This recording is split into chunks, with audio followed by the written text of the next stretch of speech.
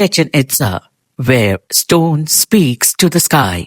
Off Highway 180 in Tinum, Yucatan, the limestone has been catching sun for more than 1200 years. We arrive at one of the seven wonders of the world, Chichen Itza. Buy our tickets and hire a guide to take us through this site. 1974. Wow. I'd consider, like a pioneer. Look at me. When I was like 21, 22 years old. Wow. This is my first batch. And it goes all the way back to 1972. You still kept it. I'm proud of. 1972. But I started doing this since 1973, 74 to pay a fine. Fine for me. So this is yours. And this is the Kukulkan's snake god. Snake, serpent, yeah. They represent the snake god with a body full of feathers. It's like something like the Chinese dragon. It's a picture of that feather. So it's flat, and it's a clear, like a... I didn't know about the dragon, but I wore a dress with civil, and she said it's a coincidence. That's it. That's the, similar to the Chinese dragon. And he flies from above, from the cosmos, that's the snake god, and during the sunset, so the shadows cast on the stairway, they matches the snake head on the bottom. See? That's the snake head. Yeah, exactly. The shadows, they look like the giant reptile, like a crawling, like a rat, and then at the end, right at the afternoon. So the whole phenomenon, 100% like that. So it really looks like a humongous snake god.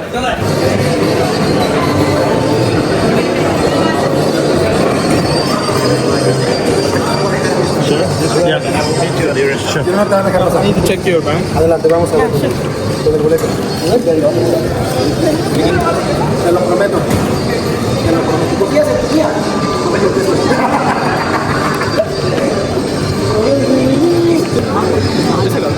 Adelante, adelante. Vamos a ver, ya estamos.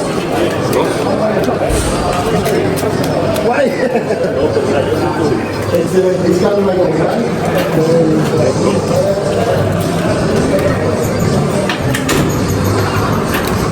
Thank you. What is your name? Zabeena? Yeah, Zabeena. Answer? Prasanna. Prasanna. Nice to meet you. Yeah. Henry. Henry Rodriguez. Rodriguez. In Guatemala. That's Central America, which is part of the Maya territory. Yeah, we were in Tikal. Oh, that's impressive. Yeah. It's impressive.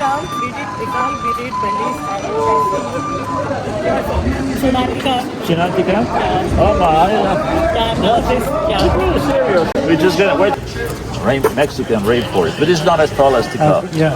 So this is classified like semi-tropical. Semi-tropical. Yeah, and right around in Tikal, so the average tree canopies, they raise us up to like 60 meters almost. And here, the trees, they have an average of 15, and the maximum would be 18 meters tall. Okay. So the pyramids are rather lower than the Tikal pyramid. This tree here, it's light lumber. You cut a piece of that, you put it on the sun, you dry it out, and when it's dried out already, you pick them up. It's like a lightweight, like cork. You can put it on the water, and then it floats on the water. It doesn't sink. And that's the ranchers around here, they cut a branch and they put a stack of branch of this tree here. 2 meters ahead, that's another branch, and then another. In a very short while, like 2 months approx, you come back, and from each branch there is a new tree growing. Oh, and that's used by the ranchers to wire up, and keep the animals, the cattle inside. Animals is standing right next to the trees, and they keep leaking. And they say, wow, what are they doing?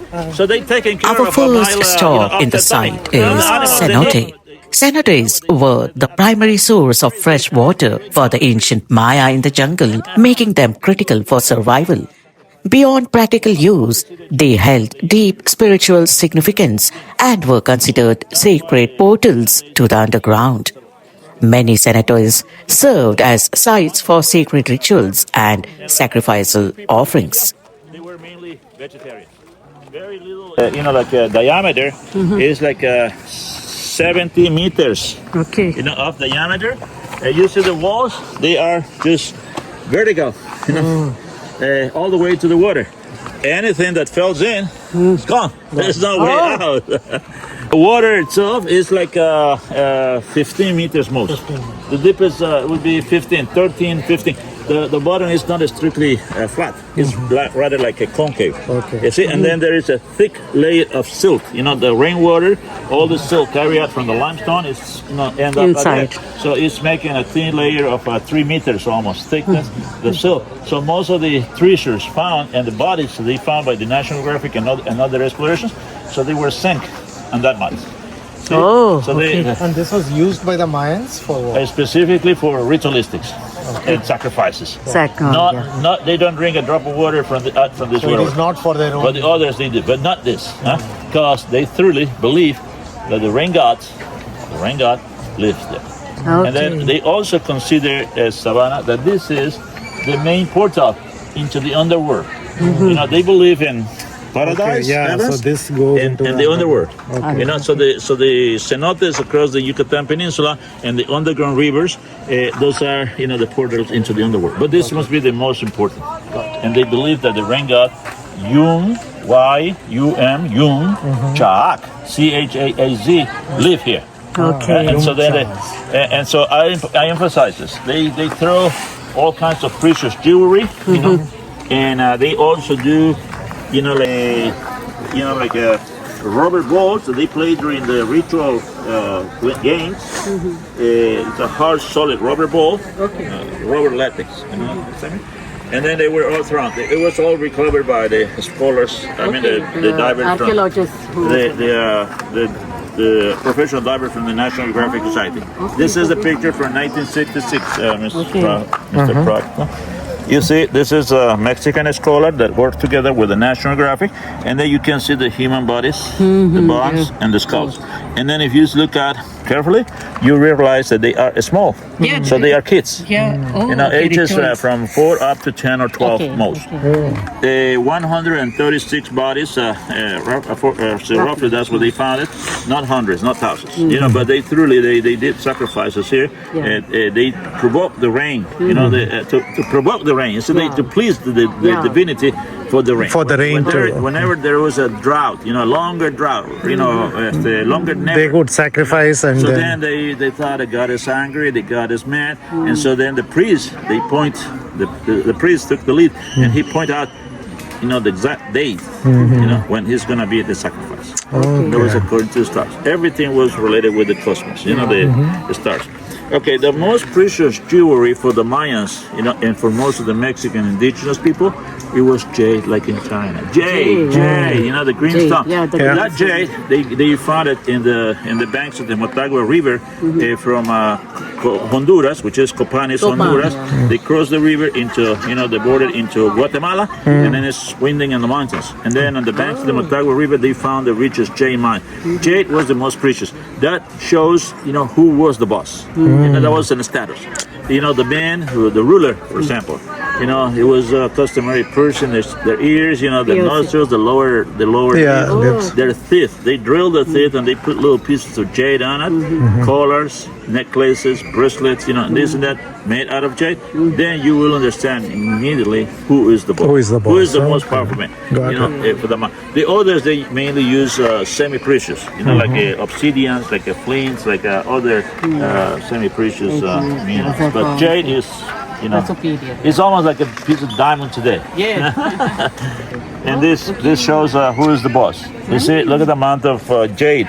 Here, the nose, the ears. This is jaguar claws. Jaguar. The teeth. Jaguar teeth. And that's that's the trick of the fangs.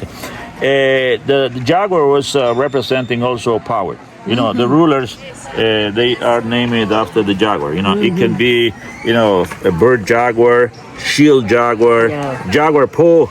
Anything but jaguar, that's power. It's courage and strength. And then in the army, the most powerful warrior, it's a jaguar warrior or an eagle warrior. Eagles and jaguars are, the most, the strongest warriors on the army. Look at the amount of jade, Savannah. You see? So this is all jade. It's probably not the same quality jade like in China, but they do get jade. And this is one of the harder stones, minerals on Earth. It's just a very hard, to Hard carve. to drill, They're still trying to carve figure out what kind of tools and the process, is just to carve, these pieces of, when the ruler passes away. Now we understand now that the Mayas, they did pretty much the same thing like the Egyptians. They buried some of their rulers inside and into the pyramids. Like in Tikal, they found already some of the rulers, the former rulers inside the Tikal pyramid. Here in Chichen Itza, they found one, but not very many yet. They did it very much the same way like the Egyptians. All the precious jewelry, their personal belongings. Their what was the most common thing to the scholars they found in the burial grounds of these rulers? The chocolate bowl. Yes. Chocolate. Chocolate is. It's it's for the ruling class. They cheer with chocolate. In France they did it with champagne, but here the chocolate with was chocolate the they did, big yeah. thing. And they normally they found their chocolate bowl personal, item from that ruler together. But in order to signify that this is something that was buried with a dead person, they break the bowl. They break the bowl. They make a little fracture. So that meaning that's death. And so that it was buried with his owner. See? And here we're gonna see this. This is a famous tree in India. Sapota. Sapota. The chico.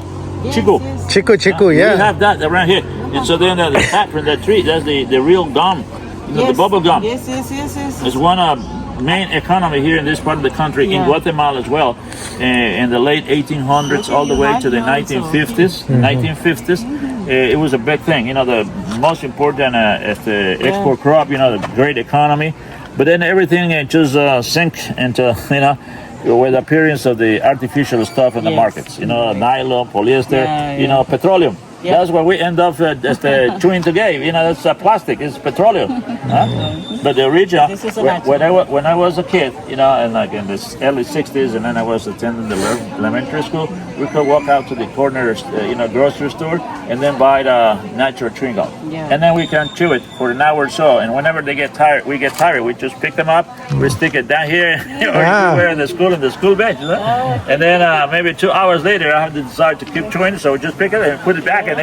So because that's the 100% natural, it doesn't change the texture, so you can chew it for As long as we. today you cannot. I remember. Let's go I to the pyramid. I used to eat a natural gum. I used to tell you. Yeah. So this is it. Chichen Itza pyramid. Yes. The name of the city, Chichen Itza. It's the first word is chi. Chi is mouth, Okay. and then the second word is chen. Chen is the water well. Well. The mouth of the water well. Ah. Yeah? And then Itza is like a I, T like Thomas, and Z like Zorro. So that's a wizard. What a wizard, like a sorcerer, magician. And A, the last letter is water. So the mouth of the well of the magicians, the sorcerers of the water. It's probably somebody who predicts, the future. And so that's the name. In the other hand, we have the name for the gum. Yeah. Chico. Chicle. Chico. Chi, again, No, chi is you mouth. say chiclet, yeah. Chicle, that's what it comes from. Chi is mouth again, and cle is the action of chewing something. That's the So meaning much of like chicle. Indians, yeah. And then in every country in the whole world, in every language that you might speak, and then you say chicle or chicle, they got it. We say chiclet, yeah. The Russians understand that, the Germans understand, the Chinese, the Japanese, India is just they understand that. We're going to visit and we're walking in. It was a man-made platform. They raised the ground. Okay, When this they is built this man-made pyramid platform. out there, they raises the ground up to 3 meters. Okay. The average ground level is 3 meters below. So Okay. they built up, like a main platform, 3 meters tall or high. Okay, this is And the then it was original. level of this level. The whole ground, like the upper buildings and the upper walls of the buildings, the whole ground was paved and it was also plastered. And so they make some kind of a hydraulic system. The grounds, they were level this here in the center, but in the west side and the east side, they were this level. So to prevent the floods during the rainy season, that's quite Yeah. this is a real Mayan fellow. Look at him. Look at he's big. He's big. He's big. So then the buildings, the Savannah, they mainly like temples to pray to honor to the gods. Yeah.